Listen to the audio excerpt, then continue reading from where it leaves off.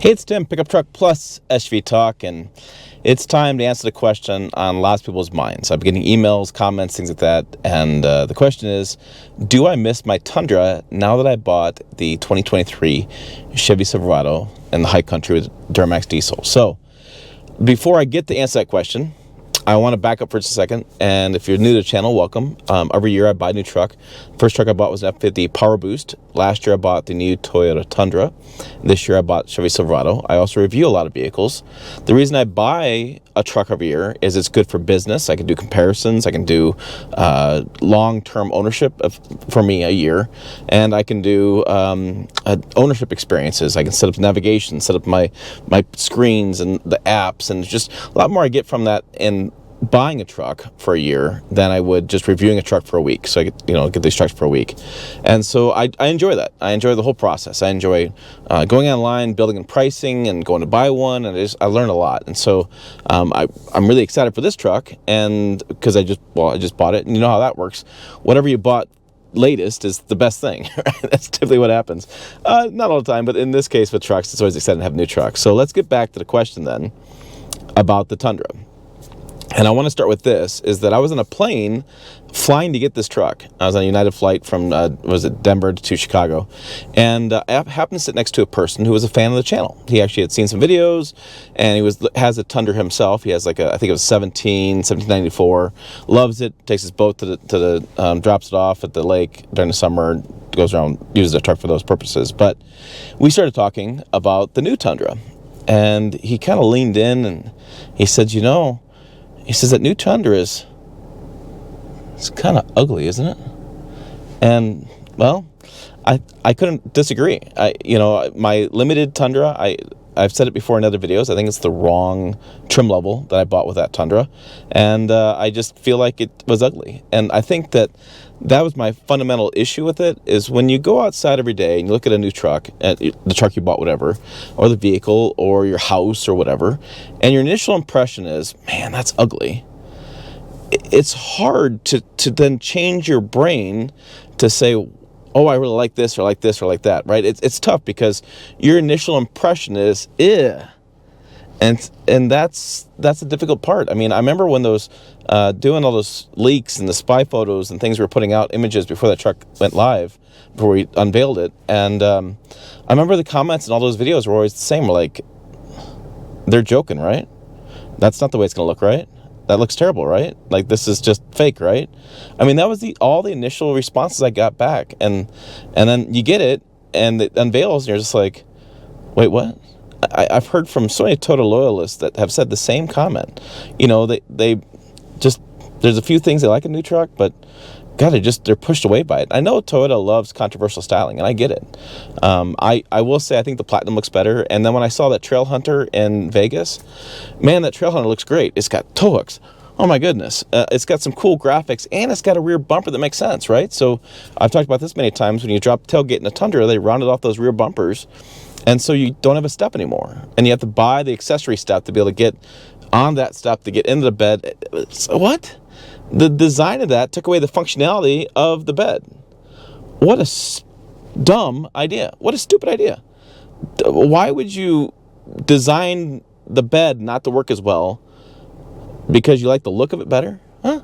That makes no sense. The Trail Hunter has a really cool bumper. It's got steps into it. It looks really badass. But the thing I find frustrating about that Trail Hunter is this.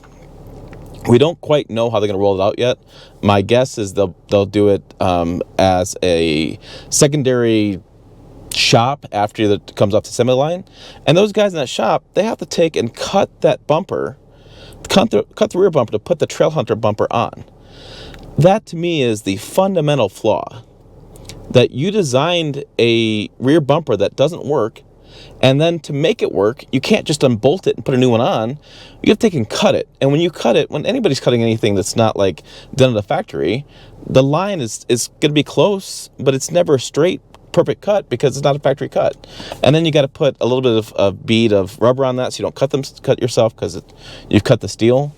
And I'm just like, what? Why would I go buy a brand new truck and then send it off to get work done to make the bed actually usable and to get in the bed being usable? Or why would I send it off to get tow hooks done? Why do I need to modify it right away when I'm buying a brand new truck? I shouldn't have to. And I think that when you have that mindset, it's really hard. Now, there's some things I liked about the truck, right? So, I mean, the performance is good, right? The engine performance it's quick, it's a smooth riding truck, powerful. The fuel economy is a question mark still. I'm still seeing guys getting 15 miles per gallon doing all highway driving. We got 16 around town. I mean, the fuel economy just really isn't there in that truck. I did get EPA in the summer on a 100-mile drive, but it's not a consistent thing. So I find that a little bit frustrating. And I think the big issue I had with it was there's no wow factor. I was waiting for the wow factor. I think the wow factor may be the engine performance may last many, many years, right? We've done twin turbos for a long time now. We've had them for at least 10 years now with the Ford. I mean, engineering's figured out how these twin turbos work. And I've seen a couple of people with the 2.7 Ford get 500,000, 600,000 miles on them without any turbo issues. I've also heard people get 10,000 miles and have turbo issues. I've heard a lot of things. I mean, trust me, I hear a lot. So I think, the engineering is solid. I was disappointed in some of the build quality things I've had, right? So the weather stripping doesn't fit around on the rear windows, and there's a gap there. And it was interesting, the 2023s have the gap too, but the press vehicles I get that I review, those vehicles don't have a gap. So something funky's going on there. I still own the Tundra, by the way. That's been a question too. I didn't trade it in on the Silverado. I kept it because I'm getting the seat had gotten cracked, that trim piece. I'm getting that fixed next week, and I'm going to get the rubber hanging below the radiator fixed. I want to get that stuff fixed before I sell it. So I'll get that done, and then we'll sell it. I'm not going to be like, oh my God, thank God another truck. No, it's a business. It's business, right? So I buy it every year for business. So I'm going to sell it and be gone with it. So I don't hate the Tundra in that aspect. I don't hate the truck. There's so many misses. That's my thing. It's a good truck, but it makes it hard to love. I'm driving this home from Fort Wayne, the Silverado home from Fort Wayne, and I immediately noticed simple things. The steering wheel is warm all the way around. There's no dead spots, and it's warm. With the Tundra, when I drove it home from Houston last year, I had to wear gloves and a heated steering wheel on. In this case, I just did heated steering wheel. Simple. The heat coming out of the HVAC system, right? So the fan speed and stuff like that. It gets so warm in here with the fans on high, and it's so loud because the fans are blowing so much. I turn them down. On the Tundra, I never had that issue. I always turned them up. I always turned up more fans. The heated seats never got warm enough for me. I always left them on. In this case, I turn them down because they get really warm. The simple thing, remote start. Remote start this truck. I come outside, open the door, hop in, it's still running. Amazing concept. Toyota vehicles don't do that. They consider it a safety issue or whatever, which is a load of bull. My aunt just asked me last week, she says, I just bought a new Highlander. How do I make it work when I do remote start? I can hop in, doesn't turn it off. She says it annoys me, it frustrates me. I go to put stuff in the back end, the vehicle turns off. I'm trying to get it warm to get the grandkids get going. She's got some grandkids, and I said there is no fix. And she goes, what do you mean there's no fix? There's no setting I can press and press the button and it's done?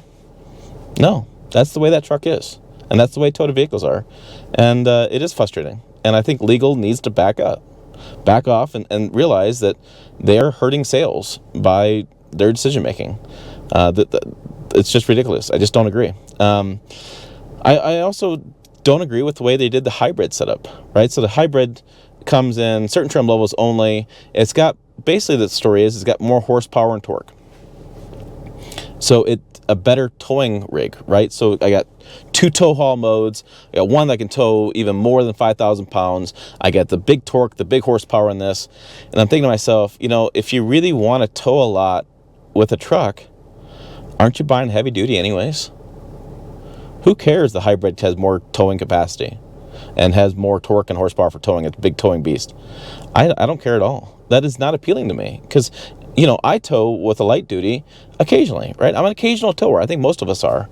I tow a camper here occasionally. Maybe I'll get a boat this summer. I don't know. I'm still playing around ideas. I'll tow my trailer. I'll bring over a rock, and I have a big rock project I need to add more to this year. So I'll tow a dump trailer in, bullet rock. I mean, I'm an occasional tower, right? But if I'm going to tow a lot and I'm going to be towing all the time, and I have big trailers and fifth wheel trailers like that, I'm going to go get a heavy duty. I think that Ford did it right with the hybrid. The hybrid power boost gets a little bit better fuel economy, much better fuel economy in town, and then it's got the power onboard hookup, right? So it's got a little power in the back, 7.2 kilowatt onboard power. And my viewpoint is this: if I have to deal with a battery and I have to have the hybrid technology and the wiring and cables and stuff, then give me some benefits from it. Give me some benefits, crying out loud. Give me the power in the back. Give me better fuel economy. Give me something to make up for the fact to have this more technology in the vehicle. And then in the case of the Tundra, they put the battery below the rear seat. So in the hybrid, you basically have no rear seat storage. That doesn't make any sense. Like, the whole philosophy behind how they set the hybrid up and their design behind it, I just think Toyota's wrong. It's just, I fundamentally disagree with engineering on that. Give me something from that. So, I want to try another Tundra. I'm going to buy another one. But I really want to get a trail hunter, because I think I'd have a lot different viewpoint. I kind of want to wait a year or two and see if they do fix some of these things. I don't think they will. I don't think they're going to change the safety technology to be able to get in a truck with the truck still running. I don't think they're going to make the tow hook standard, because legal got in the way in that. So I don't think they're going to fix those things. I don't think it's going to be fixable. But I do know aftermarket companies are coming out with overrides on that kind of stuff, and they're going to have remote start that doesn't turn off. They're going to have the trail hunter stuff. So I believe if I have the patience to build the truck and to take it over and have modifications done, add aftermarket support, I could get the truck to where I want it. But again, isn't that kind of silly? I just went and bought this truck. $66,000 out the door. The Tundra, if I recall correctly, was $61,000 out the door. And for $6,000 more, $5,000 more, I should say, I feel like I have a lot better truck. I didn't have to do anything. Running boards are already installed. Remote start works up immediately. Heats up fast. I have tow hooks. I have a bumper I can use. I have the step in the bumper. I mean, I already have those things. And so I'm not always a build it kind of guy. I'd rather just buy it and have the truck I want. I think that's the biggest thing with the Tundra is I'm not going to miss it, because I'm not going to have to do all the stuff to make it where I want it to be. And I think that is unfortunate, very unfortunate that, I've owned the Tundras in the past. This new one, I'm just having such a hard time with it, because I just don't get it. The TRD Pro is cool. I give you that. The TRD Pro is cool. I mean, they do a great job, TRD Pro. But if you give me a limited, or you give me a platinum with a hybrid technology, that kind of stuff, I just think there's a lot of different options out there that would lead me to go that direction. And again, the wow factor may in fact be the engineering, because Toyota's engineering is usually really spot on. And the wow factor may be that truck may outlast this truck 10 times over. Sure. I don't care. I know a lot of people that they buy a truck, they want to keep it for 10, 20, 30 years. I get it. I have an old 62. I've had it for 5 years now. I'm having it for 30 years. It's just, I'm going to keep that truck. But when I look at this, I think about my family and think about riding and think about riding along and driving and all the comfort from it and what I want from it. This is perfect. And, I'm not going to keep it for more than a year, because that's bad business. I have to sell it. It just makes a lot more sense to sell it and buy it every year. But, I think the average person drives vehicles now 5 to 7 years. That's about the average. Look at statistics. And so, like in this case, so like this thing at 200,000 miles or 15 years, you have to drop transmission and inspect a belt. That tells me it's going to be the used customer. Because on average, statistically, most people don't keep their vehicles that long. So, from my standpoint, and I think when I see things like that, it's because the truck world is changing so fast. There's so many new things coming out all the time that people are, you hold in a truck for a while and it's like, man, you see a new one, you see this, see it differently. Like the gentleman from the plane, he's very happy with his Tundra, very happy with his Tundra. But you see this new stuff and you're like, man, I kind of like that, or kind of like this, or that's the stuff that gets you interested in something new. My neighbor's got a great truck. He's had it for 07 3/4 ton Chevy, and he's always stopping by and asking me what kind of trucks I have, what I'm looking at. He's looking at stuff because he's had that truck for about 5 years now, but things have changed so much. He wants something new, and that makes sense to me. So, like I said, overall, I think the Tundra probably going to outlast this. May have less issues, with engine and transmission. I get that stuff, but this has everything I want that I'm using, and just the little things and just those little details. grab handles and heated steering wheels and comfort and seat comfort. It's much improved in this. Silverado's seats have been terrible, but this High Country is much better. I like the way the screen blends in better. Everything about it it's just better. And when I look at it, it looks better to me. I like the look of this. I understand people don't like all the chrome. I get it, whatever. But I think this truck looks good. I think the refreshed interior really came out well. I think with the Tundra, I think they got some work to do. They really do, because I'm a truck guy through and through. I used to write a lot about Tundra. I used to run Tundra headquarters. It's a big Tundra site. I cover that truck a lot. there's just some misses. So that's my final standpoint on it. And I know that my misses may not be other people's misses. There's going to be people that just love that truck. They're going to, tell you all about how much they love their truck, and I get it. I'm not going to, just those are my misses on that truck. So I'm excited for this truck. I'm excited for, honestly, when I bought this truck, I was telling the salesman, I said, the reality is for me, it's not about this truck, it's about the truck after it, because I'm always thinking ahead. And so I think with the Tundra, I'm just going to sell it, kind of close that chapter. All those videos are done. You can watch that stuff we've covered and move forward. And then maybe in a couple of years, I'll buy another one if they get some changes that are appealing. Yeah, that's my story. All right, for more, check the videos over here, website down below. As always, thanks for watching. I will see you down the road.